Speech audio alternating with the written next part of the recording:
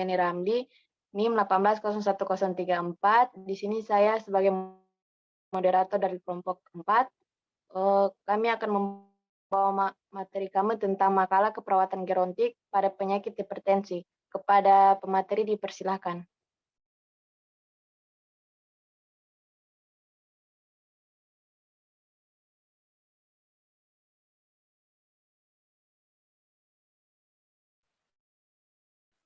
Baiklah, yang pertama definisi lansia. Lansia adalah seorang yang telah berusia lebih dari 60 tahun dan tidak berdaya mencari nafkah sendiri untuk memenuhi kebutuhan hidupnya sehari-hari. Lansia adalah seorang yang telah mencapai usia 60 tahun ke atas. Menua bukanlah suatu penyakit, tetapi merupakan proses yang berangsur-angsur mengakibatkan perubahan kumulatif. Merupakan proses penurunannya daya tahan tubuh dalam menghadapi rangsangan dari dalam dan luar tubuh, seperti di dalam Undang-Undang Nomor 13 Tahun 1998.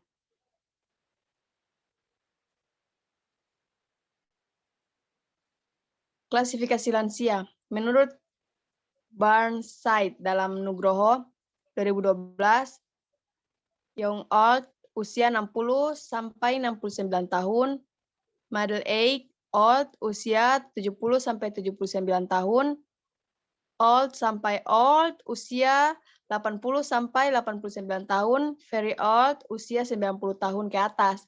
Menurut WHO 1999 menjelaskan bahwa batasan lansia adalah sebagai berikut.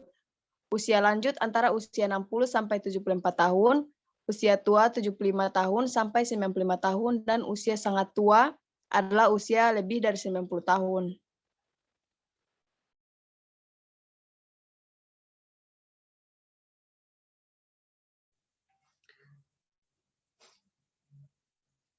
Berikutnya ciri-ciri lansia menurut Depkes RI 2016, ciri-ciri lansia adalah sebagai berikut.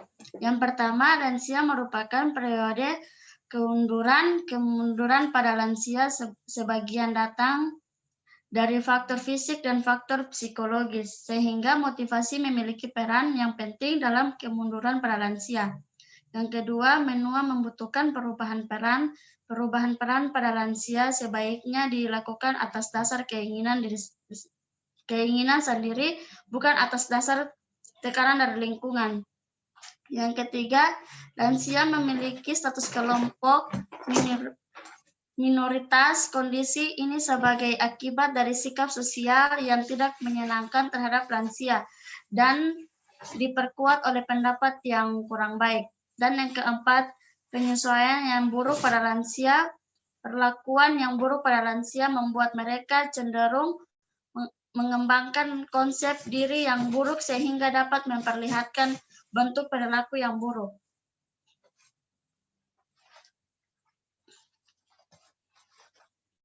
Di sini perubahan-perubahan yang terjadi pada lansia.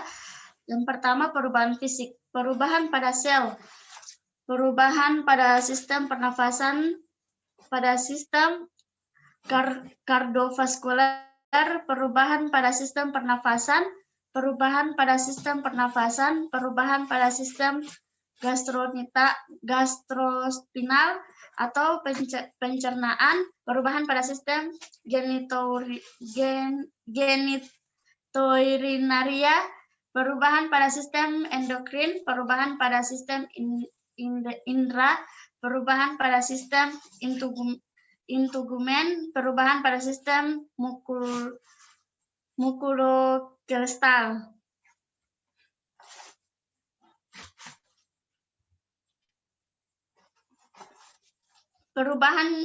Perubahan yang terjadi pada lansia. Yang pertama, perubahan fisik, perubahan pada sistem reproduksi, perubahan pada sistem pengukuran suhu tubuh, perubahan sosial. Yang kedua, perubahan fisik, perubahan psikososial atau mental, dan perubahan spiritual.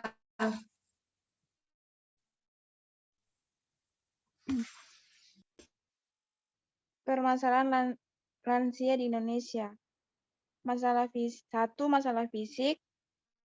Masalah yang dihadapi oleh lansia adalah fisik yang mulai melemah. Masalah kognitif. Masalah yang dihadapi lansia terkait dengan perkembangan kognitif adalah adalah kelemahannya daya ingat, masalah spiritual. Masalah yang dihadapi terkait dengan perkembangan spiritual adalah kesulitan untuk menghafal kitab suci.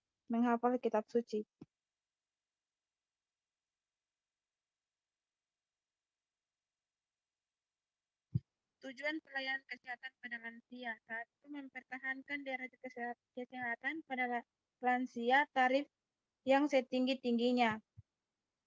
Memelihara derajat kesehatan pada lansia tarif yang setinggi-tingginya terhindar dari penyakit. 2. Mencari upaya semaksimal mungkin agar pada lansia yang menderita suatu penyakit atau gangguan, mendampingi dan memberikan bantuan moral dan perhatian pada lansia. Tujuan pelayanan kesehatan pada lansia. 1. Pendekatan fisik. Klien yang masih aktif dan memiliki keadaan fisik yang masih mampu bergerak. Klien lansia yang pasif keadaan fisiknya mengalami kelumpuhan atau sakit. 2. Pendelatan psikologis, pendekatan psikologis, pendekatan sosial.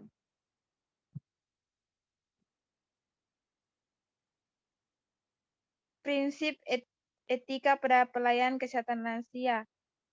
1. Empati. Istilah empati menyangkut pengertian yang dalam artinya upaya pelayanan pada lansia.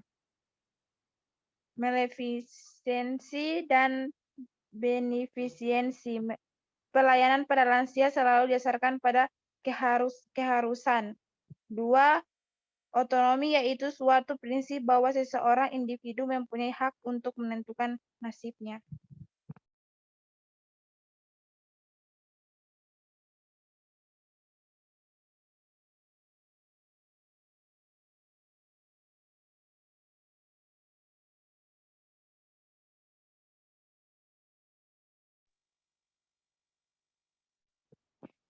Teori proses menua. 1. Teori-teori biologis, teori genetik, dan mutasi. Menurut teori ini, menua telah terprogram secara genetik untuk setiap spesifik. Pemakaian dan rusak, kelebihan usaha dan stres menyebabkan sel tubuh telah rusak. 2. Reaksi dari kekebalan sendiri autoimun. Di dalam proses metabolisme tubuh, suatu zat khusus, teori imunologi, slow virus, sistem imun menjadi efektif. Teori proses menua. 1. Teori stres. Menua terjadi akibat hilangnya sel-sel yang bisa digunakan tubuh. Teori radikal bebas. Radikal bebas dapat terbentuk di alam bebas tidak stabilnya. 2. Teori rantai silang. Sel-sel yang tua atau usang, reaksi kimianya menyebabkan ikatan yang kuat.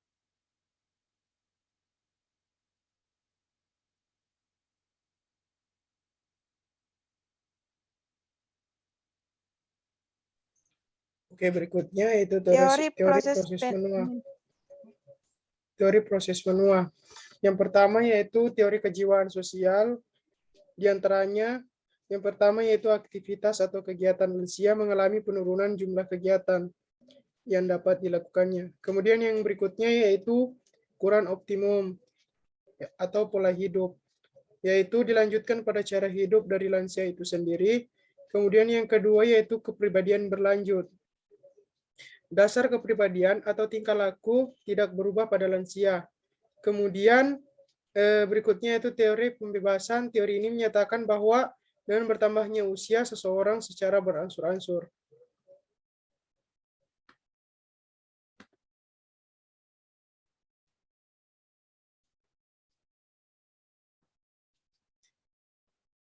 Kemudian berikutnya yaitu ada teori proses menua. Yang pertama yaitu teori stres. Menua terjadi akibat hilangnya sel-sel yang biasa digunakan tubuh. Di antaranya itu ada teori radikal bebas yang dapat terbentuk di alam bebas yang tidak stabil. Kemudian ada teori rantai silang.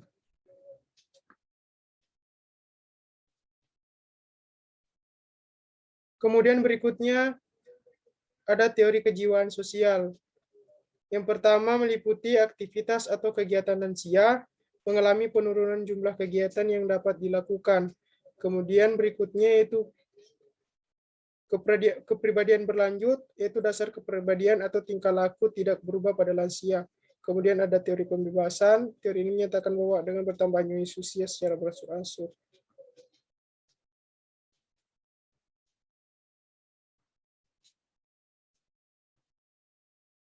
Kemudian pada teori proses menuai ini ada beberapa faktor. Yang pertama yaitu faktor yang mempengaruhi ketuaan, kemudian perubahan yang terjadi pada lansia.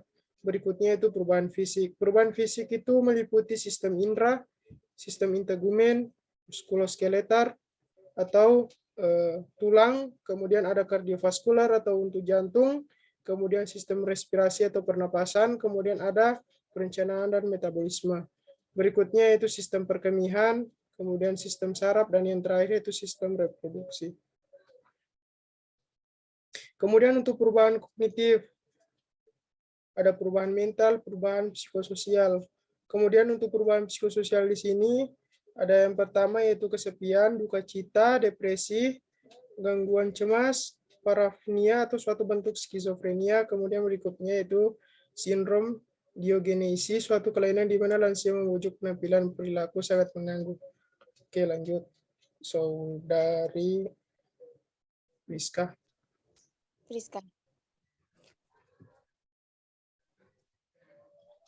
Konsep penyakit hipertensi,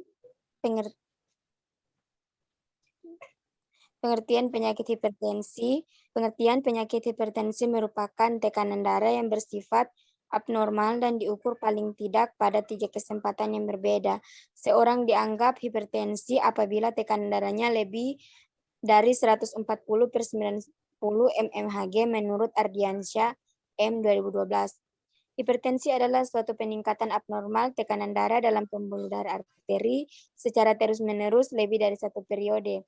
Hipertensi dipengaruhi oleh faktor risiko ganda baik yang bersifat endogen seperti usia, jenis kelamin, dan genetik keturunan, maupun yang bersifat eksogen seperti obesitas, konsumsi garam, rokok, dan kopi. Menurut Hananta, IPY, dan Freitag H. 2011.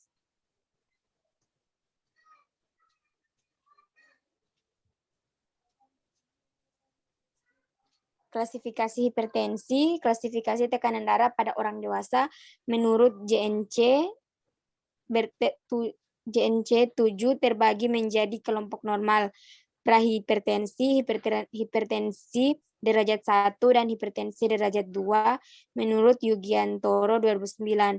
Klasifikasi tekanan darah yang normal, tekanan darah sistolik kurang dari 120. Tekanan darah diastolik kurang dari 80. Kemudian yang kedua prahipertensi 120, tekanan darah sistolik 120 sampai 139, tekanan darah diastolik 80 sampai 89. Kemudian yang ketiga hipertensi 1, tekanan darah sistolik 140 sampai 159, tekanan darah diastolik 90 sampai 99. Kemudian hipertensi 1, tekanan darah sistolik lebih dari 160, tekanan darah diastolik lebih dari 100.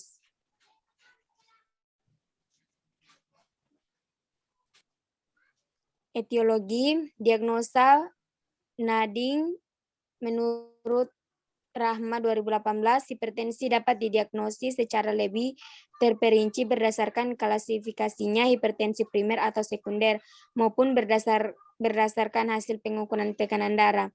Berdasarkan penyebabnya, hipertensi dibagi menjadi 2 golongan, yaitu hipertensi primer atau hipertensi esensial. Hipertensi primer disebut juga hipertensi idiopati karena tidak diketahui penyebabnya. Faktor yang mempengaruhinya yaitu genetik, lingkungan, hiperaktivitas saraf, simpatis, sistem renin, angiotensin, dan peningkatan NACA intraseluler.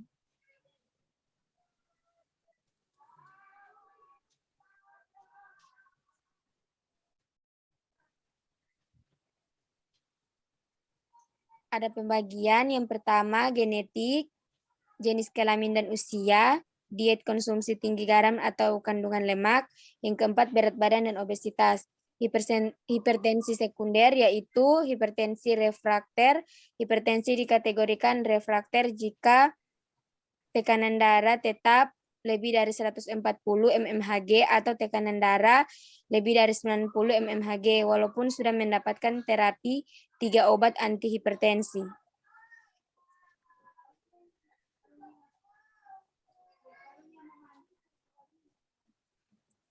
Pembagian jenis hipertensi. Yang pertama, aorta, yaitu penyempitan aorta kongenital yang mungkin terjadi beberapa tingkat pada aorta toraksi atau aorta abdominal. Yang kedua, penyakit parenkin atau vasikuler ginjal. Penyakit ini merupakan penyakit utama penyebab hipertensi sekunder.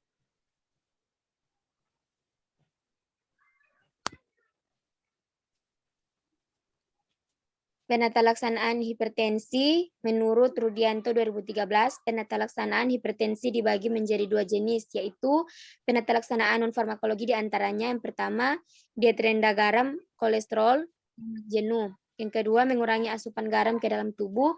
Yang ketiga, ciptakan keadaan rileks. Yang keempat, melakukan olahraga seperti senam aerobik atau jalan selama 30-45 sebanyak 3-4 kali seminggu. Yang kelima, berhenti merokok dan alkohol.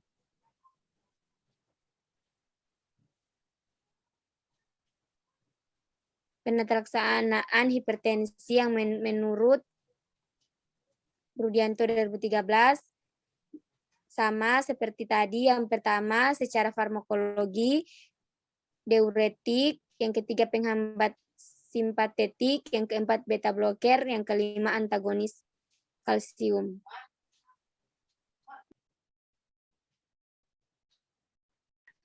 Kemudian pencegahan hipertensi menurut Febri 2013 pencegahan terjadi hipertensi meliputi yang pertama mengurangi konsumsi garam, kebutuhan garam per hari yaitu 5 gram. Yang kedua mencegah kegemukan, yang ketiga membatasi konsumsi lemak, yang keempat olahraga teratur, kemudian makan buah dan sayur segar, hindari merokok dan tidak minum alkohol, latihan relaksasi atau meditasi, berusaha membina hidup yang positif, dan yang terakhir dampak masalah. Baiklah, itu materi kami. Dari materi ini kami mengambil kesimpulan tentang diagnosa keperawatan prioritas pada klien meliputi nyeri akut berhubungan dengan agen cedera biologis dan defisit pengetahuan berhubungan dengan kurangnya informasi. Pada kedua diagnosa prioritas yang muncul pada klien dilakukan meliputi tindakan mandiri keperawatan. Implementasi keperawatan dilaksanakan selama 2 hari dan semua tindakan yang diimplementasikan kepada klien berdasarkan pada rencana tindakan keperawatan yang telah ditetapkan oleh perawat. Dari kedua diagnosa prioritas yang terjadi pada lansia didapatkan masalah teratasi, kondisi lansia sudah cukup baik. Itulah hasil materi kami. Wassalamualaikum warahmatullahi wabarakatuh.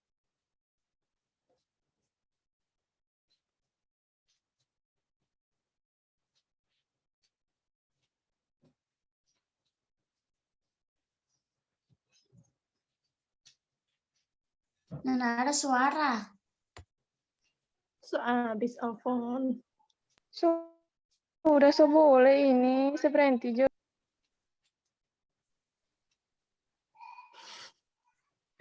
Ayo, boleh juga. Nanda DP apa? Replay dan terakhir DP video.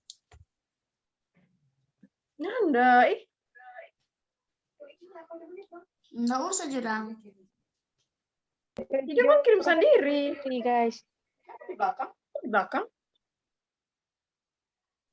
Makanya bikin video. guys, makanya bikin 2 video. Yang satu kan video praktek, yang ini video presentasi. Woi, nanti kalau kirim Pak Ibu potong ini ya. Setelah banyak baku sedu. Sama suara dabah maki tadi. Ada tak salah bilang nin. Itu ayo. Kemana? Lanjut apa? Apa Wahyu? Sudah habis. Sudah Wahyu semua tidur. Alah, Apa sama bawa?